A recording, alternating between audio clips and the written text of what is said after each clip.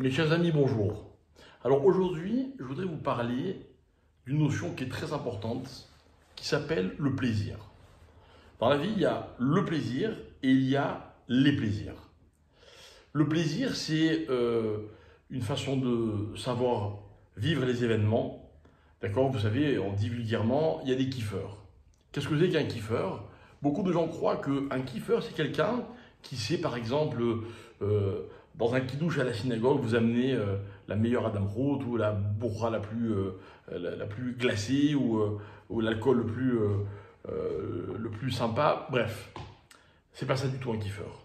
Un kiffeur, c'est une personne qui sait kiffer avec ce qu'il a. Et qui va par exemple conduire une voiture de sport, il va kiffer. Il va conduire une voiture ordinaire, et bien il va kiffer aussi parce qu'il aime conduire. Vous savez, des gens, ils savent kiffer juste parce qu'ils sont en train de passer un moment agréable.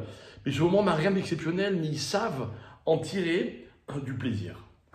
D'un autre côté, nous avons une autre notion qui s'appelle les plaisirs. Les plaisirs, c'est quoi? Les plaisirs, c'est pour certaines personnes le but de la vie. Ils sont prêts à travailler, ils sont prêts à se fatiguer, ils sont prêts à attendre pour pouvoir se faire plaisir. Les vacances, tous les trips qu'on peut imaginer, les moments où on fait des choses sensationnelles, tout ça, ce sont les plaisirs. C'est bien, c'est important. C'est important parce que ça donne de l'énergie, parce que ça donne, on va dire, du goût à la vie, et tout ça, c'est très important. Mais attention, il y a un danger. Et ce danger, mes chers amis, c'est en Égypte que nous l'avons découvert. De quoi s'agit-il? La Torah nous raconte que Moshe, lorsqu'il va se retrouver devant Pharaon, il va faire des miracles. Il va transformer son bâton en serpent. Il va frapper le Nil et le Nil va devenir du sang, etc., etc.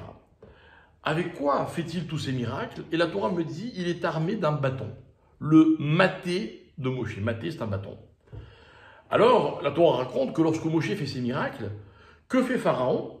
Il appelle ses sorciers, et voilà que ces sorciers, les sorciers de Pharaon, les fameux sorciers de l'Égypte antique, vont reproduire les miracles que Moshe avait faits. Et moi, je vous pose une question, est-ce que ce sont les mêmes miracles? Ou est-ce que c'est l'illusion d'un miracle? Qu'est-ce que c'est qu'un miracle? Un miracle, c'est l'intrusion de Dieu dans la nature. La nature, elle suit un cours, elle a un fonctionnement, que d'ailleurs Dieu a imposé, et de temps en temps, il se passe des choses qui sont des intrusions de la présence de Dieu dans le monde. Intrusion plutôt dans mon regard vis-à-vis du monde, vis-à-vis de la nature. Ça, c'est un miracle. Font-ils des miracles? Alors regardons bien. La Torah va parler des bâtons, parce que les sorciers égyptiens vont également utiliser des bâtons, en les appelant des fois Lat et des fois Lahat.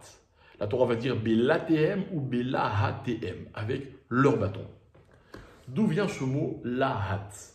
On dirait qu'on a rajouté une lettre. Pour ceux qui sont un peu hébraïsants, Lat, ça s'écrit Lamed, tête, et là il y a marqué Lamed et tête. D'où vient ce mot? Et ce mot, on va le trouver lorsque Adam est chassé du jardin d'Éden et que Dieu installe un piège à l'entrée du jardin d'Éden pour ne pas que l'homme revienne dans le Gan Éden. Et là-bas, la Torah dit que Dieu a installé un certain nombre de pièges, de barrières, et notamment il y en a une qui s'appelle Lahat Acherev Amitaperet. Il y a une espèce d'épée qui est à double tranchant et qui va sectionner celui qui veut rentrer dans le Gan Éden. Il faut comprendre tout ça, mais ce n'est pas le sujet d'aujourd'hui. Lahat, c'est quoi? Normalement, une lame, ça se dit lahav. Et en fait, qu'est-ce qui empêche l'homme de rentrer dans le Gan Éden? On n'est pas au niveau matériel, physique, on est au niveau spirituel. Lahat, mes chers amis, ça désigne, et d'ailleurs même en hébreu moderne, un phénomène très intense, très rapide et très éphémère. D'accord? Prenons un exemple. En hébreu moderne, quand on parle d'une chanson qui est un tube, d'accord, au top du top 50 par exemple, alors on va l'appeler, en hébreu, on va l'appeler lahit. Vous voyez, en français, il y a le tube, il y a le classique. En hébreu, il y a le lahit, c'est le tube. Lahit, c'est le même mot que lahat. C'est quoi un tube? C'est une chanson qui rencontre un succès fulgurant, qui va monter très haut, mais qui ne va pas durer longtemps. Elle ne peut pas durer longtemps. Ce succès ne peut pas durer longtemps, sinon ça devient un classique. Ça, c'est lahit. Et nos maîtres vont dire que dans la vie, il y a une chose qui répond à cette règle. Et cette chose, c'est le plaisir. Qu'est-ce que c'est que le plaisir? Le plaisir, par définition, c'est quelque chose d'intense. Mais le plaisir se doit d'être éphémère. Parce que quand on aime quelque chose, quand on prend du plaisir à quelque chose, si le plaisir dure trop longtemps, eh ben c'est plus du plaisir. Moi, je vous donne un exemple personnel. Moi, j'adore le chocolat. D'accord? Surtout une certaine marque, mais je ne veux pas dire, on ne sait jamais où circulent ces cours de Torah. Ok, une marque évidemment cachère, super cachère, chocolat parvé, à Paris, plusieurs boutiques. Bon, je ne vous dis pas de quelle marque il s'agit. J'en mange un, j'en mange deux, j'en mange trois, j'en mange quatre. Je me régale, mais au bout d'un moment, c'est trop. Ce plaisir, il ne peut pas durer trop longtemps. Aucun plaisir dans la vie ne peut durer trop longtemps. Et l'erreur, c'est l'importance qu'on attache à quelque chose qui n'existe que parce que c'est éphémère. Ça, c'est l'art. Regardez ce que les gens sont prêts à faire et à sacrifier pour du plaisir. Mais attention, le plaisir, par définition, il va être très rapide, très intense, certes, mais très, très, très éphémère. C'est pas grave. Ce moment incroyable, en fait, il peut durer non pas le temps qu'il existe, mais avant, et puis après on reste avec un goût dans la bouche très agréable, un souvenir. Mais c'est de l'illusion. Pourquoi? Parce qu'il a duré vraiment très très peu de temps. Alors est-ce que le plaisir vaut tous les efforts et les sacrifices que l'on fait pour lui? Eh bien ça, mes chers amis, c'est l'approche de la vie des sorciers de Pharaon. Les sorciers de Pharaon disent, non maître, ils n'ont pas changé le Nil, l'eau du Nil en sang, ils ont donné l'illusion qu'eux aussi étaient capables de le faire.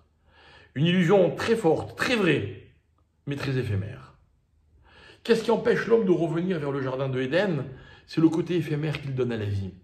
Vous vous rappelez qu'avant la faute, l'homme était censé être éternel. Éternel, c'est-à-dire que les choses n'existaient que grâce à leur durée.